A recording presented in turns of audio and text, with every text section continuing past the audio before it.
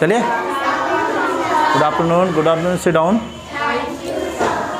चलिए, आज हम लोग चर्चा करेंगे रेस्पिरेशन पे कि श्वसन क्रिया क्या है और श्वसन क्रिया कितने प्रकार की होती है, ठीक है ना।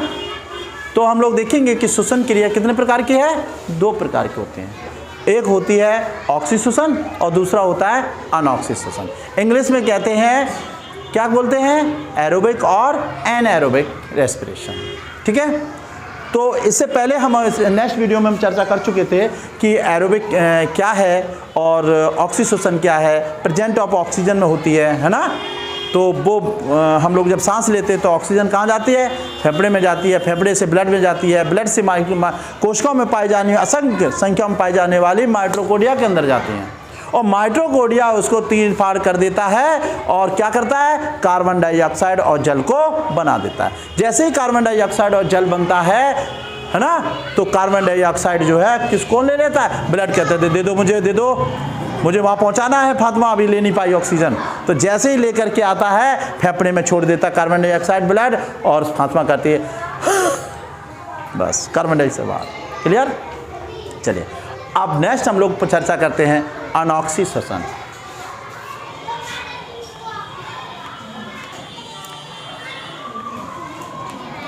अनऑक्सी श्वसन, ठीक है।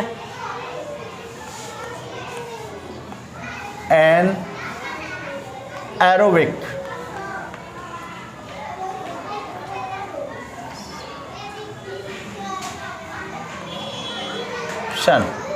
Okay respiration.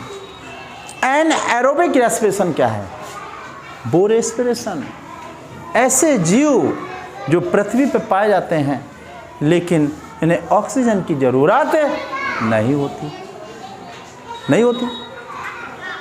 कुछ जीव तो ऐसे भी होते हैं जो कीट भक्षी होते हैं, कीड़े मकोड़ों को खा जाते हैं।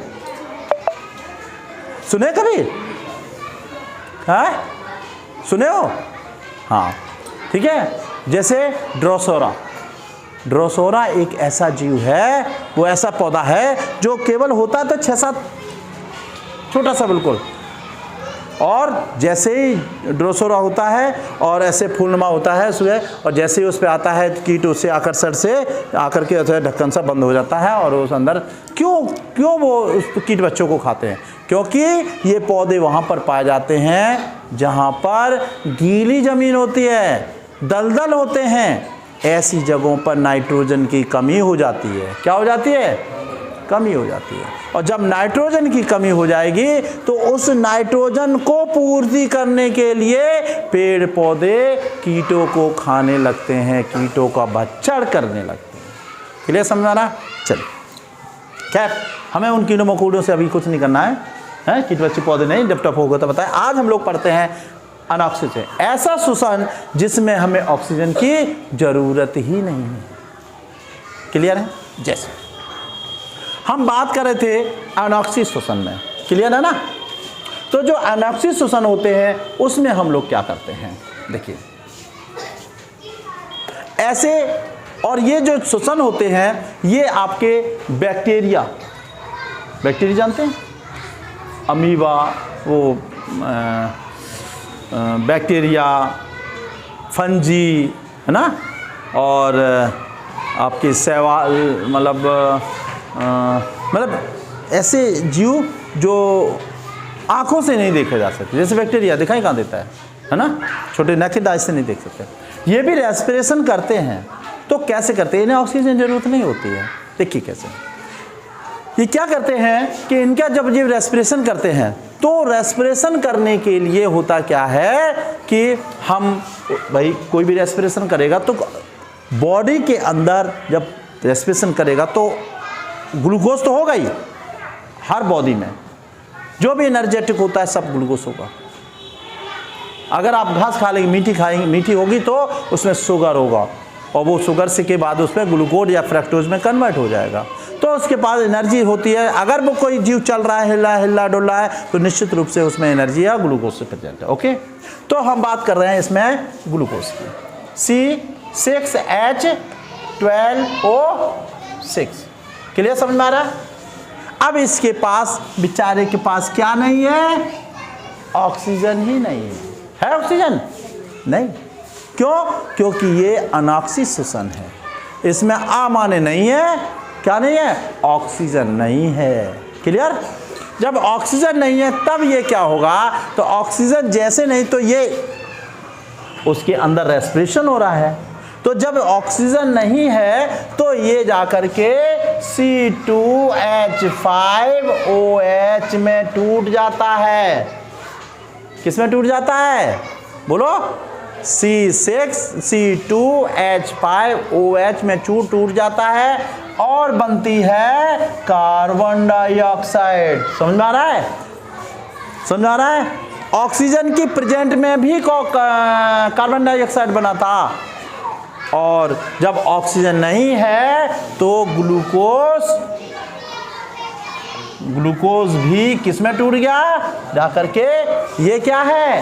Ethyl alcohol. क्या कहेंगे? Ethyl alcohol. एथिल अल्कोहल में टूट जाता है और बनता है ऊपर carbon dioxide. Clear? Carbon dioxide बन गया। ओके। और जब ये कार्बन डाइऑक्साइड के साथ बनता है तो फिर आगे और प्लस लगा के नीचे लिखते हैं यहां पर, और कार्बन डाइऑक्साइड अतिरिक्त इसमें 27 किलो कैलोरी एनर्जी ऊष्मा बनती है। क्लियर, समझ में आ रहा है? इसमें भी कार्बन डाइऑक्साइड निकला और उसमें भी कार्बन डाइऑक्साइड निकला था। ये जो रेस्पिरेशन होता है ये बैक्टीरियों के अंतर, जो कि बैक्टीरिया होता है उसके अंतर्गत ये रेस्पिरेशन आते हैं, जिन्हें ऑक्सीजन की ज़रूरत नहीं होती है। बॉडी में एनर्जी के रूप में जो ग्लूकोज होता है वो टूट जाता है। किसमें टूट जाता है? बोलो। जो ग्लूकोज जो है किसमें टूट जाता है? हाँ। और ये रिएक्शन होता कहाँ है? देखिए, जो ऑक्सीजन वाला था हमने कहा कोशिकाओं के माइटोकॉन्ड्रियम होता है, ये कोशिकाओं के कोशिका द्रव्य में होता है। कोशिका द्रव्य क्या है?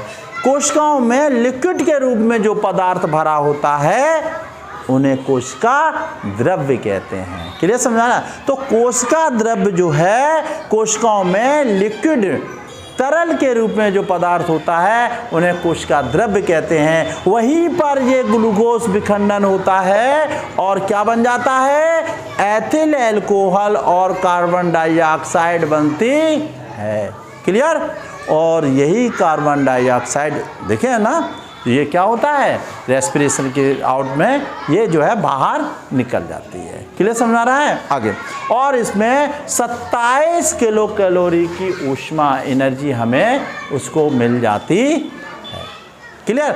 ये उसमें होता है जहाँ पर ऑक्सीजन की उपस्थिति नहीं होती है या ऑक्सीजन की आवश्यकता उसको नहीं होती है।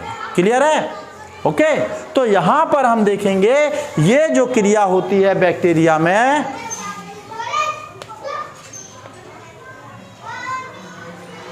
जो बैक्टीरिया में जो एनर्जी होती है ये जाके कोशिका के किसमें होती है? कोशिका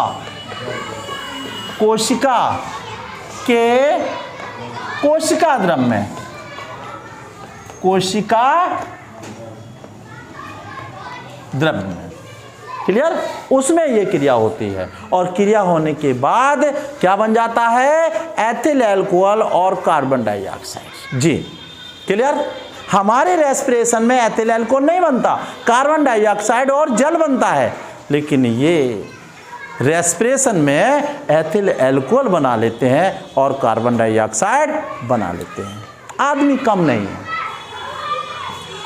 जब हमारे रेस्पिरेशन में कार्बन डाइऑक्साइड नहीं बनता है, फातिमा सांस ले लेके परेशान है लेकिन उसके अंतर्गत अल्कोहल नहीं बना, एथिल अल्कोहल नहीं बना, फिर ये कहा क्या किया? हम बैक्टीरिया से पीछे नहीं है, हम बैक्टीरियो से पीछे नहीं है। ये क्या किया, ये ठेके पे चली गई, एक दारू की बोतल लाई और पी लिया। क्या ले लिया, एथिल अल्कोहल। क्लियर। ये रेस्पिरेशन से नहीं बना पाए तो कहां से, ठेके से जाके दारू पी लिए और थोड़ी देर बाद मस्त होकर के घूम रहे हैं। लेकिन बैक्टीरिया जो है रेस्पिरेशन में एथिल अल्कोहल बनाता है, जिसे कहते हैं शराब। क्या कहते हैं, शराब। एथिल अल्कोहल बनता है, सबके शरीर में बनता है। एथिल अल्कोहल बॉडी में हमारे बहुत ज़रूरत होती है, लेकिन इतनी भी ज़रूरत नहीं होती कि नालियों में चले जाओ। कैसे बनता है एथिल अल्कोहल, जैसे हम लोग खाना खा रहे हैं, खाना खाए तो खाना खाने में रोटी मीठी होती है ना, रोटी का स्वाद कैसा होता है, मीठा होता है। पूछा था तो रोटी का स्वाद हल्का चबाएंगे तो मीठा लगेगा, तो उसमें ग्लूकोज होगा, है ना। तो वो ग्लूकोज जब फर्मेंटेशन उसकी क्रिया होगी तो उसमें वो जो है बॉडी के अंदर क्या बन जाएगा, एथिल अल्कोहल बनता है। जैसे ही एथिल अल्कोहल बनता है वैसे ही आपको नशा सा आता है और कहते हैं मम्मी मुझे तो नींद आ रही है। क्या कहते हैं, अब मुझे बहुत ऐसे ऐसे झटके मारते हैं। हाथ में है ना, एक आध बार खुशी से भी गिरी होगी। पढ़ते समय अक्सर लोगों देखो जिसने जो पढ़ते हैं ना शाम को, उन्होंने टीवी लगा लिया, किताब। कुछ लोग तो ऐसे होते हैं कि किताब खोली सट नींद, तुरंत नींद आने लगी, होता ना। वो क्यों होता है, क्योंकि उससे पहले वो लोग खाना खा लेते हैं। खाना जैसे ही खाएंगे वो डाइजेशन होगा तो उससे ग्लूकोज किसमें बनाएगा, किसे बनाएगा, अल्कोहल में टूटेगा और उसी अल्कोहल से हमें आलस आता है और हमें नींद आ जाती है। अगर नहीं बनेगा तो उसे नींद नहीं आएगी। क्लियर। चले तो यही एथिल अल्कोहल उनके शरीर में बनता है और कार्बन डाइऑक्साइड और ये जो बाहर निकल जाती है। क्लियर, समझ में आया। ओके। अब हम नेक्स्ट हम लोग सीखेंगे कि इसमें हम ये कैसे जान लें कि वास्तव में कार्बन डाइऑक्साइड ही निकलती है। क्या निकलती है, हम लोग कैसे जान लें कि हम कार्बन डाइऑक्साइड निकली। हमने बोल ही दिया ना, सिद्ध करो कैसे कार्बन डाइऑक्साइड निकली। इसके लिए हमें क्या करना है, एक फिगर बनाते हैं। ठीक है, देखिए कैसे।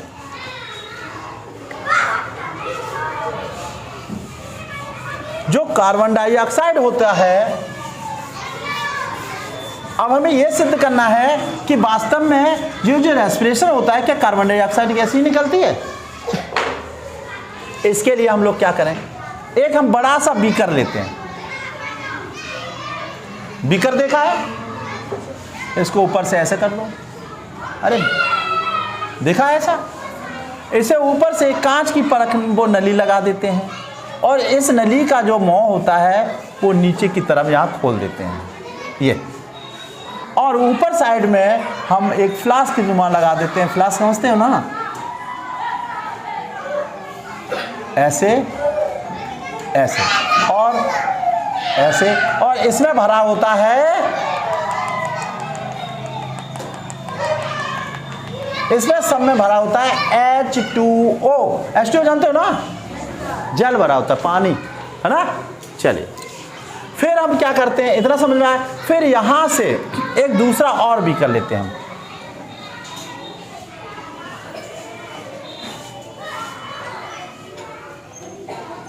क्लियर, ये बीकर ले लिया। इस बीकर में ऐसे ऐसे, और यहां पर एक उल्टी परख नली लगाते हैं। परख नली जानते हो ना, कांच की होती है, ऐसे ऐसे, ये परख नली कांच की, समझो। और ऐसे यहाँ तो होता है तो यहाँ से ऐसे इस तरीके से और नीचे तक जाती है। क्लियर, समझ आ रहा है। फिर यहाँ से फिर ऐसे ऐसे ऐसे। क्लियर। और यहाँ पर एक उसका स्विच लगा होता है, छोटा सा कॉक टाइप का। यहाँ ये जो देख रहे बीकर को, उसको कॉक की सहायता से, एक कॉक होता है, कॉर्क जिसे बोलते हैं, उस कॉर्क से इसको अच्छी तरह प्रेस कर देते हैं, क्योंकि इसके अंदर जो भी कुछ होगा नहीं तो निकल जाएगा, खुला होगा तो, है ना। तो इसको कॉर्क की सहायता से बढ़िया से अच्छी तरह इसको पैक कर देते हैं। क्लियर। ये हमारा बीकर है, क्या है, बीकर, क्लियर। और ये भी हमारा क्या है, बीकर है, ठीक। और ये परख नली है, इसमें थोड़ा सा भरा हुआ है चूना का पानी। चूना पानी जानते हो, है, चूने का पानी, ठीक है, चूने का पानी जो है ना। अब इसमें जो भरा हुआ है, तो चूने का पानी का है, या लाइम वाटर भी कह सकते हैं, क्या कहते हैं, लाइम वाटर, लाइम वाटर, ठीक। चलिए, इतना क्लियर समझ में आ रहा है। अब देखिए यहां पर इसमें भरा हुआ जल, यहां पर हम कोई भी इसके अंतर्गत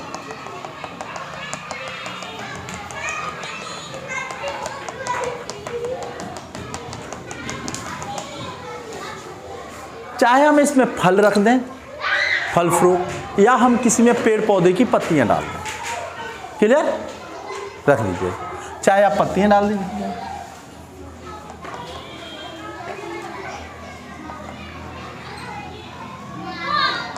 समझ आ रहा है, ये या फल फ्रूट डाल।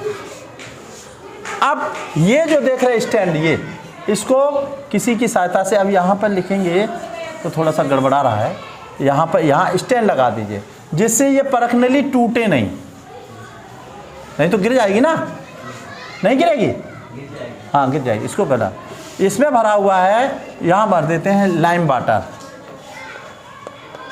लाइम वाटर, ठीक है, इतना क्लियर हुआ। अब इतना हमारा सेट कंप्लीट हो गया। देखो अब इस सेट को हम लोग आराम से रखते, 30 मिनट हमें इंतजार करना है। इसके अंदर जो भी छुपा होगा, इसके अंदर चाहे वो पत्ती हो, चाहे वो फल फ्रूट हो, इसके अंदर जो भी छुपा होगा, चुपचाप तो बैठेगा नहीं, है ना, क्या करेगा, क्या करेगा, रेस्पिरेशन करेगा, क्योंकि पेड़ पौधे भी रेस्पिरेशन करते हैं, श्वसन क्रिया वो भी करते, पेड़ पौधे भोजन भी बनाते हैं, उसे हम प्रकाश संश्लेषण की क्रिया कहते हैं। भोजन बनाते हैं हम लोग किचन में बनाते हैं, वो लोग सूर्य के प्रकाश से बनाते हैं, हम लोग गैस का सिलेंडर बनाते हैं, वो सूर्य से ही डायरेक्ट बनाते हैं, उनका सिलेंडर कभी खत्म नहीं हो सकता, समझे। हम लोग जो गैस छोड़ देते हैं वो उसमें यूज कर लेते हैं यार, इतने अच्छे पेड़ पौधे हैं, हमारी खराब गैसों को पेड़ पौधे जो है क्या कर लेते हैं, यूज कर लेते हैं। अरे ये खुशी, नाजिया इनके और अमान, इनके माध्यम से छोड़ी हुई कार्बन डाइऑक्साइड पेड़ पौधे बेचारे ले लेते हैं, और जमीन से वो पानी ले लेते हैं, और सूर्य से प्रकाश ले लेते हैं, और अपना क्या बना लेते हैं, भोजन। हम लोग क्या करते हैं, हम लोग क्या करते हैं, पहले गैस ले आओ, सिलेंडर, फिर बहुत सारी सामग्री, फिर बनाए कोई, फिर खाओ, क्लियर। तो ये तो डायरेक्ट सूर्य, इनका सिलेंडर कभी खत्म नहीं होना है ना। चलिए, और कुछ खरीदना भी नहीं है इनको, सब फ्री मिल रहा है। चलिए, तो क्लियर समझ में आ गया। अब देखिए ये रेस्पिरेशन का, अब जब कोई रेस्पिरेशन करेगा तो कौन सी गैस निकलेगी, कार्बन डाइऑक्साइड निकलेगी। कौन सी निकलेगी, कार्बन डाइऑक्साइड, इसका फार्मूला CO2, क्लियर। अब यहां पर CO2 बन गई, अब इसको निकलने की जगह चाहिए। क्यों बन गई, क्योंकि रेस्पिरेशन में ये ऊपर पानी भरा है, ये पानी धीरे धीरे नीचे रिस रहा है, जल्दी से ना, और ये रेस्पिरेशन कर रहे हैं तो पानी है, यहां से कार्बन डाइऑक्साइड निकली, और ये कार्बन डाइऑक्साइड ऊपर होती हुई इस नली में एकत्र हो रही है, क्लियर। और जैसे ही ये इसमें एकत्र हो रही है, यहां लगा है कॉर्क घुमाने के लिए, से नल लगा होता है खोलने के लिए, तो जैसे ही इसको यहां से हल्का सा खोलते हैं तो फिर कार्बन डाइऑक्साइड जितनी जरूरत हो वो धीरे धीरे इसमें आ जाती है। और यहां पर भरा हुआ लाइम वाटर, जैसे ही लाइम वाटर होता है, ठीक है, समझ रहे? तो लाइम वाटर जैसे इसमें भरा होता है तो लाइम वाटर का रंग जो हो जाता है, लाइम वाटर का जो कलर है, रंग है, जैसे इसमें जाकर के कार्बन डाइऑक्साइड मिलती है, क्या मिल जाता है? कार्बन डाइऑक्साइड जैसे ही मिल जाती है तो एकदम इसका लाइम वाटर का कलर जो है दूधिया हो जाता है। दूधिया जानते हो? एकदम गाढ़ा सफेद हो जाता है इसका। क्लियर? तो ये गाढ़ा केमिस्ट्रीज में आप पढ़े होंगे कि लाइम वाटर का रंग दूधिया किस गैस के कारण होता है? तो लाइम वाटर का कलर दूधिया केवल कार्बन डाइऑक्साइड गैस के कारण होता है। इससे ये चित्र, ये फिगर से ये क्लियर हो जाता है, लाइम वाटर की वजह से क्लियर हो जाता है कि इससे निकलने वाली, रेस्पिरेशन के माध्यम से निकलने वाली गैस कार्बन डाइऑक्साइड ही गैस होती है, जो लाइम वाटर के रंग को कैसा कर देती है? दूधिया कर देती है। समझ में आ गया? इसी के साथ अगर आपको वीडियो पसंद आया हो तो लाइक करें, सब्सक्राइब करें और इसको शेयर करना ना भूलें। शेयर जरूर करिएगा, ठीक है? ओके, जय हिंद, जय भारत।